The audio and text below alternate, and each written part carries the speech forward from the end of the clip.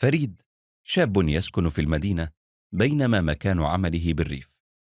لديه سيارة حديثة يذهب بها إلى عمله صباحا، وأثناء ذهابه يلوح له عشرات الأشخاص ليقف لهم ويأخذهم في طريقه. ولكن فريد لم يقف لأحد أبدا. وذات يوم كلف بعمل بالعاصمة، فركب سيارته وذهب، ووجد في طريقه عشرات الأشخاص يلوحون له، فلم يتوقف لأحد. وبعد أن أدى المهمة التي كلف بها، وأثناء عودته إلى مدينته، لمح غرفة مهجورة على يمين الطريق، فتوقف ونزل من سيارته وابتعد عنها عدة أمتار ليقضي حاجته. وفجأة شاهد سيارة بيضاء تقف بجانب سيارته، وخرج منها شخص ركب سيارة فريد وانطلق مسرعا، ومن خلفه السيارة البيضاء. صرخ فريد وركض خلف السيارتين، وتأكد أن سيارته سرقت، فوقف في الطريق يلوح للسيارات المارة عسى أن يتوقف أحد له ليبلغ الشرطة. وبحزن تذكر عندما كان يمر بسيارته والناس تلوح له ولا يتوقف.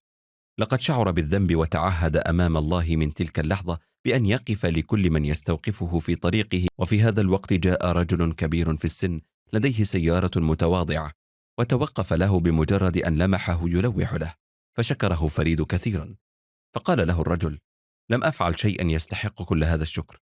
هذه السيارة ليست ملكي، وإنما ملك الله، الذي قال رسوله صلى الله عليه وسلم: الراحمون يرحمهم الله، ارحموا أهل الأرض يرحمكم من في السماء. جاءت كلمة الرجل كالصاعقة في أذني فريد وزلزلته.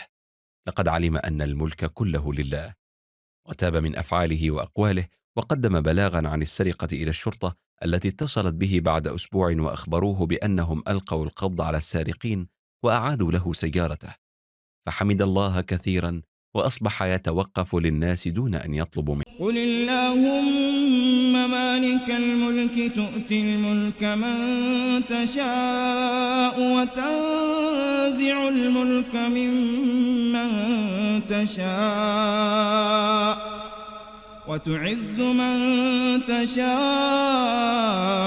وتذل من تشاء بيدك الخير إنك على كل شيء قدير.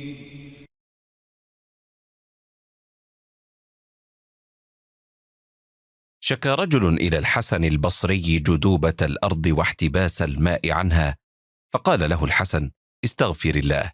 وشكى آخر إليه الفقر، فقال له الحسن: استغفر الله.